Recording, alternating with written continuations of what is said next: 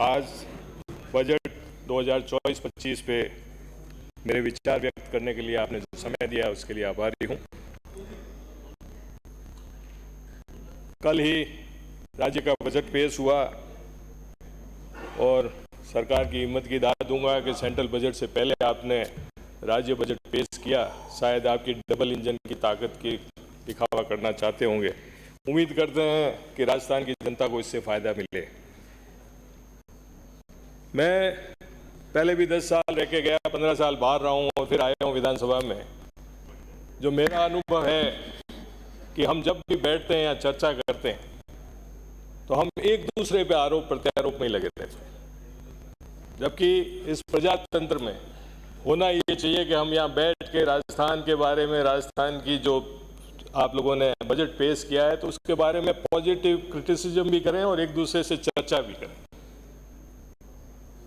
अभी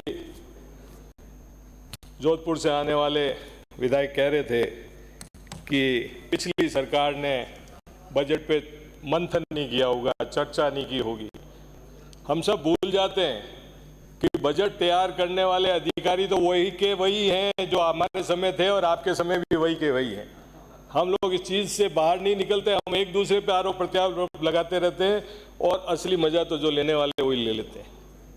मेरा निवेदन है आपसे कि प्रजातंत्र में खूबसूरती तभी होगी जब हम एक दूसरे को चेक एंड बैलेंस करें, अपनी बात कहें और सरकार की जिम्मेवारी बढ़ती है।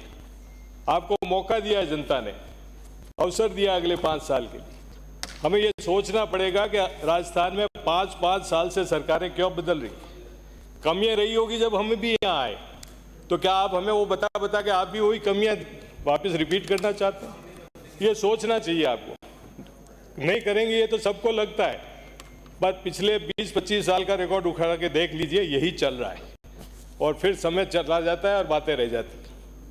पर चलो, रोहित जी ने भी बहुत बजट की बात की। मैं इकोनॉमिक्स का स्टूडेंट हूँ नहीं, पॉलिटिकल साइंस का हूँ, तो मैं ज़्यादातर बात मेरे क्षेत्र की और जनता की बात ही करना चाहूँगा। मैं यहाँ पे वित्त मंत्री जी ने जो कोट किया था अमेरिकन एक्स प्रेसिडेंट रूजवेल्ट को कि the country will not be good place for any of us to live in unless we make it a reasonable good place for all of us to live in. हम सब के लिए रहने के लिए अच्छा वातावरण बने, अच्छी जगह बने, तो उसके लिए क्या करना चाहिए? वो सरकार का दायित्व है। और रहने के लिए, सुविधाओं के लिए क्या चाहिए? बिजली, पानी, सड़क, स्कूल, चिकित्सा, इन क्षेत्रों में क्या किया है आप लोगों ने, क्या आपने प्रस्ताव रखे, उस पर मैं बात करना चाहूँगा। आप लोगों ने, पिछली सरकार ने जिले बनाए, 19 जिले बनाए, एक पॉजिटिव सोच के साथ बनाए कि जितना एडमिनिस्ट्रेटिवली कम एरिया होगा लोगों को ज़्यादा फायदा होगा। वो अलग बात है कि अब सरकार आने के बाद में आपने रिव्यू कमेटी बनाई है, उसके लिए मंथन करने की बात की है। इस बजट में उस बारे में कोई चर्चा की नहीं। मेरा निवेदन है कि आपने एक अच्छी बात भी कही है, 1 स्टेट 1 इलेक्शन। इसका मतलब मैं जब समझा हूँ वो ये है कि नगर पालिका, पंचायत राज एक साथ होने चाहिए और होने भी चाहिए। समय खराब होता है आपके उसके अंदर आचार संहिता में, पर इसको कैसे करोगे? अभी आप जिले के बारे में आपने सोचा नहीं, जिले के बारे में आपने बातें नहीं की। डिलिमिटेशन आप पंचायत राज के भी आपको जिले बना दिए तो उस हिसाब से भी करना पड़ेगा, नगर पालिकाओं के भी करने पड़ेंगे। ये सारी चीज़ें आप मिल बैठ के कमेटी बना के अच्छे विचार से करें ताकि आने वाले समय में राजस्थान का इसका फायदा मिले। अलग अलग जगह गाँवों में समस्या है, एसडीओ हेडक्वार्टर अलग है, पंचायत समिति अलग है और तहसील अलग है, तो लोगों को बड़ी परेशानी होती है। मेरे भीनमाल के अंदर एक गांव 7 किलोमीटर पे पंचायत है और उसको 70 किलोमीटर दूर जाना पड़ता है, जसवंतपुरा। तो इस तरह की जो अनियमितता है या अलग अलग बन चुके हैं, इनकी तरफ भी सरकार ध्यान दे और इस बारे में सोचे, ये मेरा आपसे निवेदन है।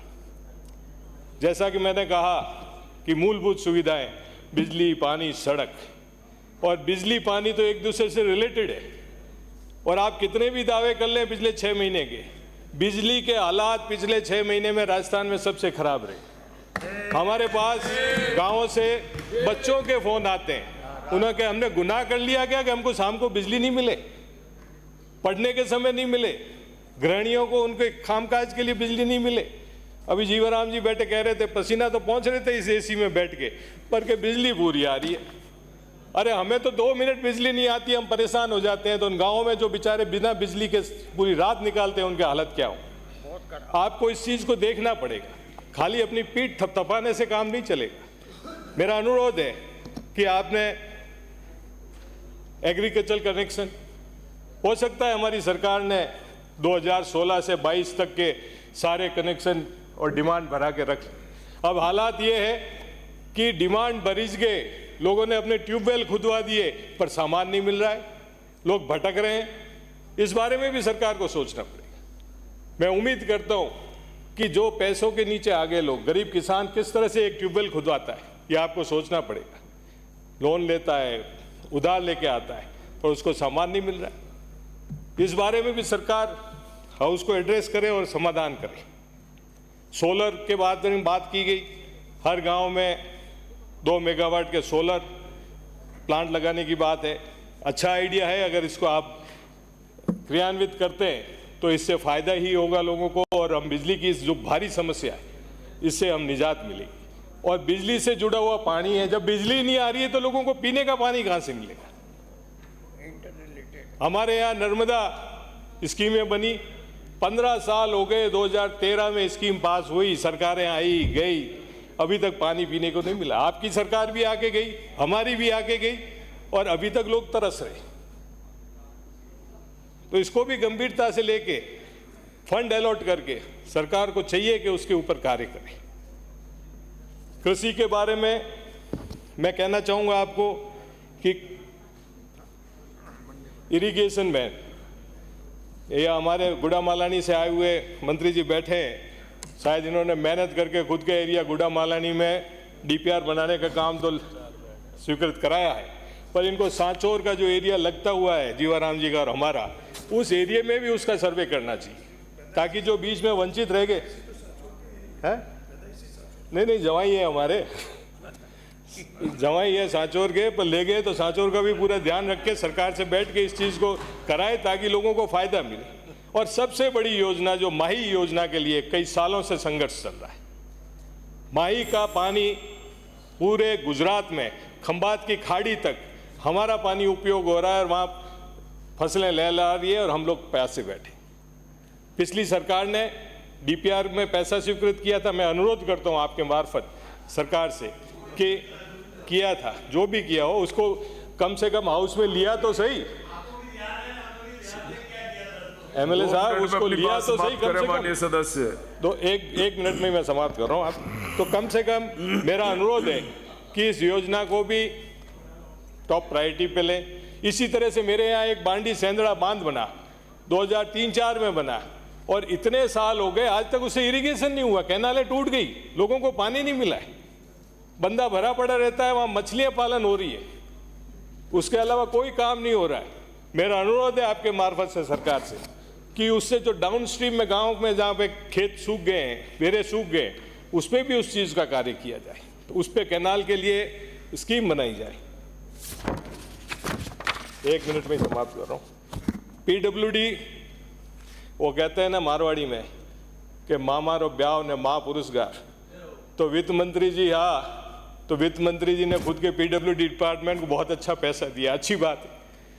पूरे राजस्थान में प्रस्तावित जो स्कीम्स हैं वो पूरी हो, और हम उम्मीद करते हैं कि अच्छे कार्य हों। परंतु इस सरकार की नाक के नीचे नेशनल हाईवे जयपुर से किशनगढ़ तक जो लोग परेशान हो रहे हैं, उप मुख्यमंत्री जी भी विराजे हैं, टोल लिया जा रहा है, लोगों से पैसा लिया जा रहा है, और लोग परेशान हो रहे, 4-4, 5-5 घंटे। सरकार है आपकी, ऊपर बात करिए और कम से कम इस चीज़ का समाधान किया जाए। ब्रिज बन रहे हैं, सही बात है, तो पैसा काहे का ले रहे हैं? उसके लिए भी कोर्ट को हस्तक्षेप करना पड़ेगा क्या? या आप लोगों को सोचना पड़ेगा। स्कूल के बाद 1 सेकेंड, इस एजुकेशन के बारे में भी निवेदन कर देता हूं कि आप लोगों ने कॉलेज एजुकेशन के लिए बात की, पीजी से यूजी करने की बात की, इसमें भी आप बिना राजनीति किए जो कॉलेजेस जहाँ वास्तव में डिमांड है, बहुत पुरानी डिमांड है, वहाँ पे पीजी कॉलेज खोली जाए। सेठ लोगों ने मेरे भीनमाल में बहुत 1960 में बनाई, वो अभी तक भी कॉलेज है खाली, उसको पीजी कॉलेज किया जाए। इसी तरह से सरकार ने जो स्कूल क्रमोन्नत की बात की, हमारी सरकार ने तो उच्च माध्यमिक स्कूलों को सभी को क्रमोन्नत कर दिया था, पर आपने वहाँ से 100 ही की है और नए स्कूल खोलने की 50 का ही किया है। मेरा अनुरोध है कि बच्चों की संख्या, शिक्षा को देखते हुए इन चीज़ों पर निर्णय किए जाए बिना राजनीति। जोशी, मैं आपने समय दिया इसलिए बहुत बहुत आभारी हूँ। धन्यवाद।